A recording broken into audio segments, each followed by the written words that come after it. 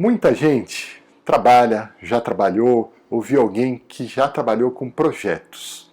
E todo mundo sabe que dá um trabalho imenso. Será que vale a pena? Esse é o nosso vídeo de hoje.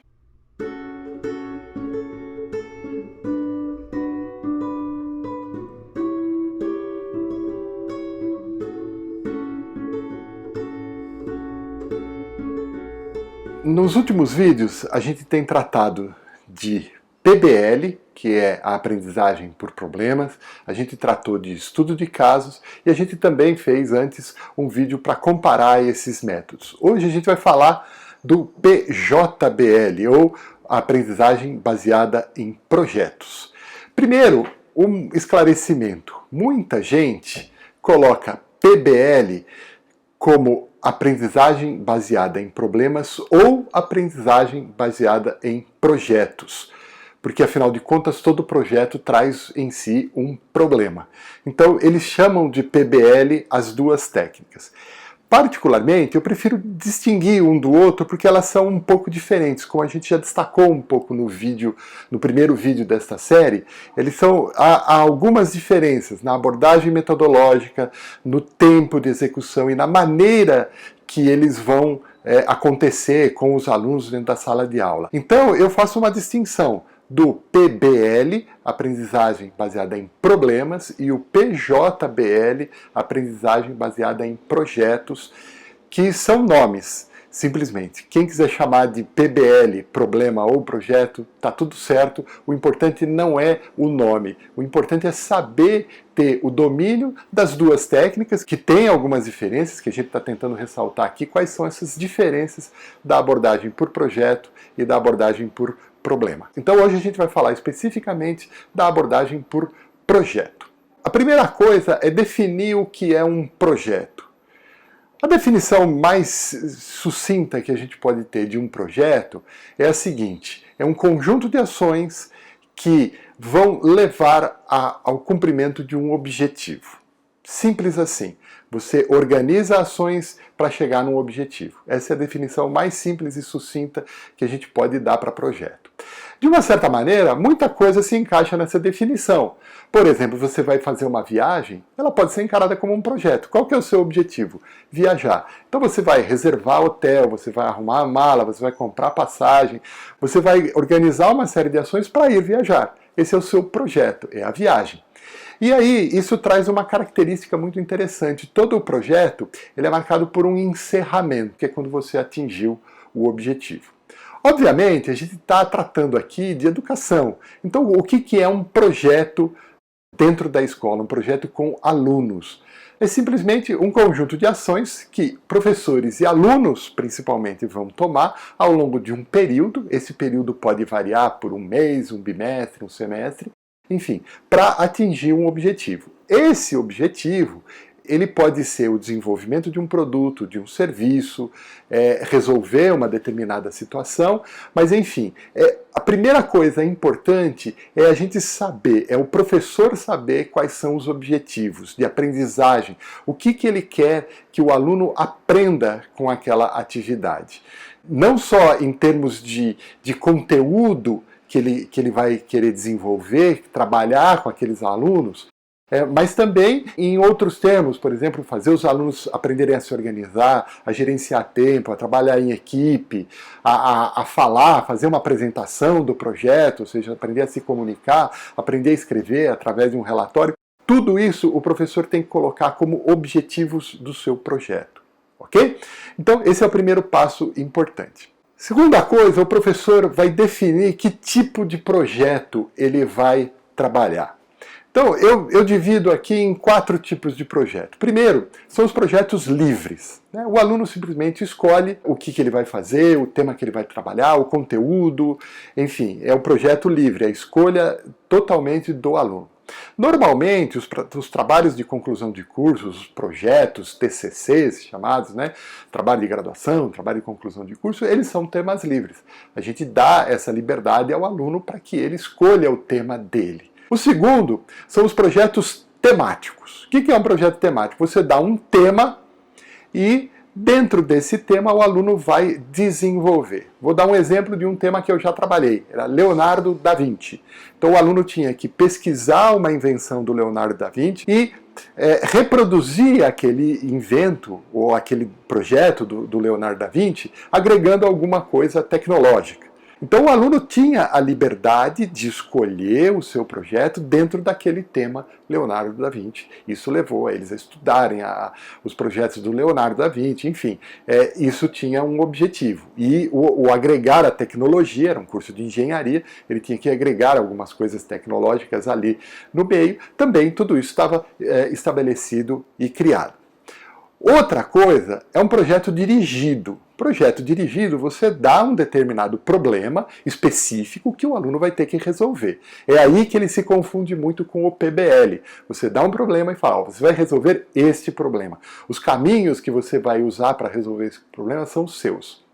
Mas você vai resolver esse problema. E o último tipo é um projeto de competição, projeto competitivo. Então, por exemplo, eu quero estudar eletricidade, o aluno vai desenvolver um carro elétrico, um carrinho de brinquedo elétrico, vai montar esse carrinho, vai usar os conhecimentos de eletricidade e no fim você vai fazer uma competição entre os carrinhos. Qual que é o carrinho mais rápido, o carrinho que fica mais tempo andando, enfim. Você vai estabelecer uma competição. Todos esses métodos de projeto, eles são muito atraentes para os alunos. Os alunos se envolvem, eles se motivam, eles têm a criatividade deles desafiada, então os alunos se envolvem muito com os projetos, por isso que ele faz tanto sucesso. Só que o professor, e precisa deixar isso claro para os alunos, o professor precisa ter muito, muito claro os objetivos de aprendizagem. Para que ele proponha as linhas de projeto, né, os objetivos, o que eu quero que o meu aluno entregue lá no fim do semestre, ele precisa deixar isso muito claro. Se eu quero que o aluno aprenda a eletricidade através de um projeto competitivo, dele fazer um carrinho elétrico,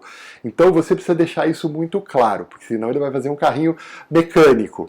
Um carrinho a corda, a fricção, sei lá, né? Ele precisa ter muito claro aonde que você quer que ele chegue e quais são os conteúdos que ele vai trabalhar.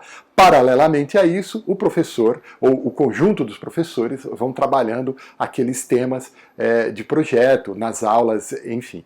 Mas, em geral, os alunos gostam muito. Outra coisa importante é o professor destacar o método de projeto. Existem vários métodos, a gente posteriormente vai fazer vídeos tratando de cada um desses métodos. Por exemplo, um método acadêmico muito bem estruturado chama-se CDIO, ou sigla em inglês CDIO, que significa conceber, desenhar, o desenhar aqui no sentido de projetar, implementar e operar. Ou seja, você vai desde a fase da concepção do projeto, o projeto no papel, que é o desenho, a implementação, que é a montagem, teste, escolha de material e colocar aquilo em operação. Então essas 4 etapas são as etapas de um projeto. Outro é o Design Thinking. O Design Thinking a gente vai abordar algum dia mais longamente, mas ele tem algumas fases, inclusive fases de implementação, ele tem algumas semelhanças com o CDIO. Então o Design Thinking, que tem a fase de análise, ideação, implementação, operação, enfim, o Design Thinking é um outro método de projeto. Existe também o método Scrum, que é uma metodologia ágil, que ela vai estabelecendo objetivos curtos, pequenos. Então o professor precisa se reunir a cada semana ou a cada 15 dias com o aluno e falar assim, o que você fez no último período? Eu fiz isso, a tarefa para o próximo período é esta daqui. Então você vai trabalhando pequenos passos. É uma metodologia que vai dando apoio para o aluno constante. Pode usar uma abordagem mais clássica, de projeto, mais formal. Isso nos alunos que estão concluindo um curso de graduação, por exemplo, é interessante ele trabalhar com as técnicas do PMI, que é o Instituto de Gestão de Projetos. Enfim, ele pode trabalhar disso. Mas por que é importante o professor trabalhar com metodologia de projeto? Porque se o professor deixar, olha, eu quero que vocês, ao longo deste semestre, desenvolvam esse projeto assim, assim, assim. Se o professor não cobrar entregas parciais, o aluno, isso é natural, a gente também vai fazer isso, ele vai deixar para resolver isso tudo na última semana. E esse não é o objetivo de um projeto. Você usando uma metodologia, você vai, a cada fase é uma entrega. Então, por exemplo, no CDIO, a primeira fase é a concepção. O aluno vai lá e entrega a concepção dele. A segunda fase é o projeto, é o desenho. Ele vai entregar o projeto dele. E aí, a cada etapa, o professor vai fazendo uma avaliação. Que aí a gente vai chegar lá nessa questão da avaliação. E aí a gente vai mostrando para o aluno a importância dele ir se organizando, dele desenvolvendo o projeto ao longo do período e não fazer tudo no último dia, na última semana. Então você vai estabelecer entregas parciais. E o método de projeto, seja ele qual for, ele vai ser muito útil nessa etapa. O professor pode optar por não usar nenhum deles, mas é importante que ele use algum processo de avaliação e de entregas intermediárias, e quanto mais longo é o projeto, mais entregas intermediárias ele vai ter para garantir que não vire um desespero lá no final. Tudo isso o professor vai aos poucos desenvolvendo técnicas para ele acompanhar o projeto. Então ele pode fazer uma folha de acompanhamento semanal, que o aluno vai fazer um pequeno relatório toda semana ou toda quinzena, e o professor vai avaliando isso, ou o professor faz um caderno, um registro de bordo, que o aluno vai anotando todos os dados de projeto dele, ou num nível mais profissional ele vai usando alguns aplicativos de celular, como Trello, como Gráfico Gigante, para o aluno ir se acostumando com essa coisa de organizar projetos. E isso cai finalmente na avaliação, que é outro nó, não só de projeto, mas é um outro nó da educação. Porque se você fizer um acompanhamento de um projeto ao longo do período que ele está sendo desenvolvido, quando você chega no final, você tem muito mais condições de avaliar e de explicar a sua avaliação para o aluno, de dizer, olha, durante todas as entregas você atrasou, você não cumpriu as metas e no fim o seu projeto não funcionou. Então você está reprovado, por exemplo. Seria um caso extremo, né? Mas você tem argumentos para mostrar para ele. Então, isso é outra coisa que dá trabalho, é o professor fazer avaliações constantes e periódicas. Seja ele avaliando o acompanhamento semanal, seja ele avaliando por apresentações parciais, por relatórios parciais, enfim. É importante que o professor crie esses mecanismos e tenha critérios de avaliação muito bem definidos. A gente já falou aqui das rubricas. As rubricas são uma ferramenta muito interessante para avaliar projetos, por exemplo.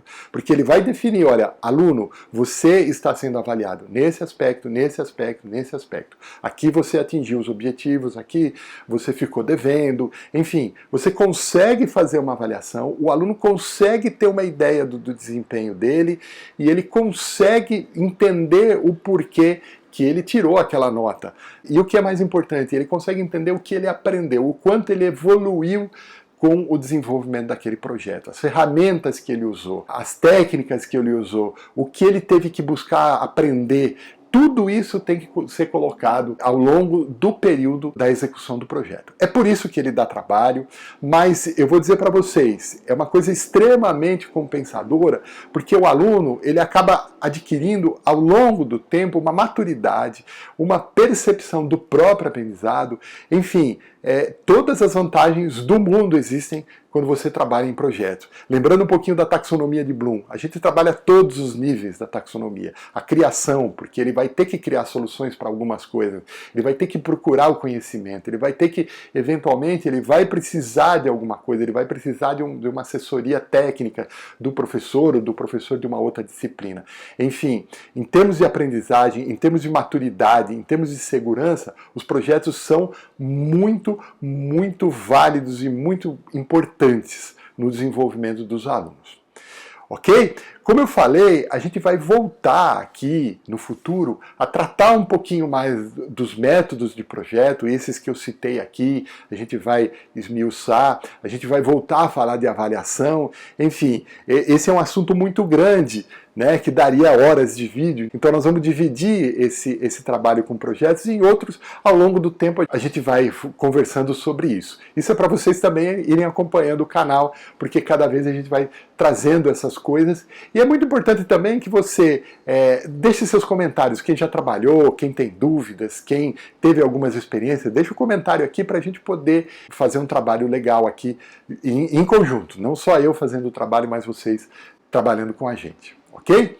Eu gostaria de aproveitar aqui para fazer uma pequena propaganda, já que a gente está falando de projeto, e quem acompanha o canal deve ter visto uma conversa que eu tive aqui com o professor Geise Ferreira, um professor de artes que trabalha numa escola pública no interior de Pernambuco, divisa com a Paraíba, e ele fez um projeto muito legal chamado Etnias do Mundo, com os seus alunos. E ele acaba de lançar um livro descrevendo o projeto Etnias do Mundo, com as fotos dos alunos, do que eles desenvolveram, do que eles pesquisaram, do que eles descobriram. Enfim, é um livro que tanto pode ser um guia para o professor, para entender como é que trabalha projeto, para entender a riqueza do resultado de um projeto, mas também é uma inspiração para a gente, para todos nós que gostamos dessa educação que atrai o aluno, que faz com que o aluno acabe gostando da escola, que o aluno queira ir para a escola. Ok? Então o livro chama-se Etnias do Mundo, professor Geise Ferreira. Eu vou deixar aqui o link para quem tiver interessado em comprar o livro. Não estou ganhando nenhuma comissão dele. Aproveito para mandar um abraço para o Geise aqui, mas estou divulgando porque o livro está muito bacana e é muita inspiração e é muito legal a gente ver de uma área completamente diferente da minha. Eu sou da engenharia, ele é das artes, mas enfim, ele fez um trabalho muito legal e esse registro que ele acabou de lançar é um registro importante. Ok?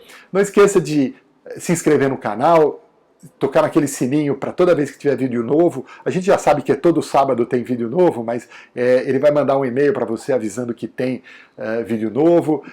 Curte o vídeo, compartilha com os amigos, mesmo quem não seja professor, todo mundo é interessado no assunto. Compartilhe com os amigos. A gente se vê por aí e até a próxima. O conteúdo desse vídeo foi apresentado de forma genérica e simplificada. Indicações bibliográficas podem ser encontradas na descrição do vídeo.